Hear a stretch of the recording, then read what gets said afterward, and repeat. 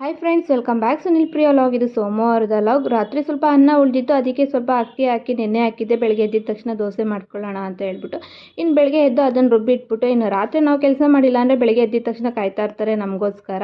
ಯಾರೂ ಅಲ್ಲ, ಪಾತ್ರೆ. ಇನ್ನು ಬೆಳಗ್ಗೆ ಎದ್ದು ಪಾತ್ರೆನೂ ಕೂಡ ತೊಳೆದು ನಾನು ಕೂಡ ಒಂದು ಲೋಟ ಬಿಸಿನೀರು ಕಾಯಿಸ್ಕೊಂಡು ಕುಡಿದು ಇನ್ನು ದೋಸೆ ಜೊತೆಗೆ ಬೇಗ ಆಗೋ ಥರ ಟೊಮೆಟೊ ಚಟ್ನಿ ಮಾಡೋಣ ಅಂತ ಹೇಳ್ಬಿಟ್ಟು ಮಾಡ್ತಾಯಿದ್ದೀನಿ. ಇದನ್ನು ಮಾಡೋದಕ್ಕೆ ಒಂದು ಜಾರಿಗೆ ಟೊಮೊಟೊ, ಈರುಳ್ಳಿ, ಒಣಮೆಣ್ಸಿಕಾಯಿ, ಬೆಳ್ಳುಳ್ಳಿ, ಜೀರಿಗೆ, ಒಂದು ರುಚಿಗೆ ತಕ್ಕಷ್ಟು ಉಪ್ಪು, ಅಚ್ಚ ಖಾರದ ಪುಡಿ, ಸ್ವಲ್ಪ ನೀರು ಹಾಕಿ ನುಣ್ಣಗೆ ರುಬ್ಕೊಂಡು ಇನ್ನು ಒಗ್ಗರಣೆಗೆ ಒಂದು ಬಾಣಲೆಗೆ ಎಣ್ಣೆ, ಸಾಸಿವೆ, ಜೀರಿಗೆ, ಕರಿಬೇವು ಹಾಕಿ ರುಬ್ಬಿರೋ ಮಸಾಲೆ ಹಾಕಿಬಿಟ್ಟು ಅದಕ್ಕೆ ಸ್ವಲ್ಪ ಬೆಲ್ಲ ಹಾಕಿ ಮೇಲೆ ಕೊತ್ತಂಬರಿ ಸೊಪ್ಪು ಹಾಕಿದ್ರೆ ಟೊಮೊಟೊ ಚಟ್ನಿ ರೆಡಿ ಆಗುತ್ತೆ. ಇನ್ನು ನಾನು ಕೂಡ ಸ್ನಾನ ಮಾಡ್ಕೊಬಂದು ಪೂಜೆನೂ ಕೂಡ ಮುಗಿಸ್ದೆ. ಅಷ್ಟರಲ್ಲಿ ಅಜ್ಜಿ ದೋಸೆ ಮಾಡಿಟ್ಟಿರು. ಇನ್ನು ದೋಸೆ ತಿಂದು ಗಾನು ಮಧ್ಯಾಹ್ನ ಸ್ಕೂಲಿಂದ ಬಂದಮೇಲೆ ಅಮ್ಮ ಮನೆಗೆ ಹೋಗ್ತಾ ಇದ್ದೀವಿ. ನಾನು, ಅತ್ತೆ ಮತ್ತು ಪಾಪು.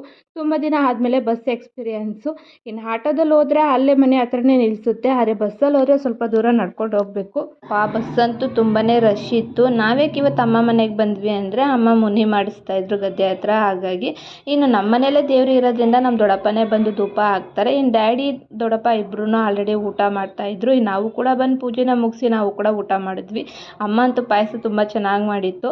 ಇನ್ನು ನನ್ನ ಮಗ್ಳಿಗಂತೂ ಅವ್ರ ಅಜ್ಜಿ ಮಾಡಿರೋ ಪಾಯಸ ತುಂಬಾ ಇಷ್ಟ ಆಗೋಯ್ತು. ಇನ್ನು ನಮ್ಮವರು ಗದ್ದೆಲೇ ಮನೆ ಕಟ್ಟಿರೋದ್ರಿಂದ ಬೇರೆ ಗದ್ದೆ ಹತ್ರ ಎಲ್ಲೂ ಹೋಗೋಂಗಿಲ್ಲ. ಇನ್ನು ನಮ್ಮ ಗದ್ದೆಗೆ ಆಲ್ರೆಡಿ ರಾಗಿ ಕಾಳು ಹೊಡೆದಿತ್ತು. ಇನ್ನು ಅದನ್ನೆಲ್ಲ ನೋಡ್ಕೊಬಂದು ಇನ್ನು ಸಂಜೆ ಗಾನು ಚಿಂಟು ಜೊತೆ ಸ್ವಲ್ಪ ಹೊತ್ತು ಆಟ ಆಡ್ತಾ ಇದ್ಲು. ಈ ವಿಡಿಯೋ ಇಷ್ಟ ಆದರೆ ಲೈಕ್ ಮಾಡಿ, ಶೇರ್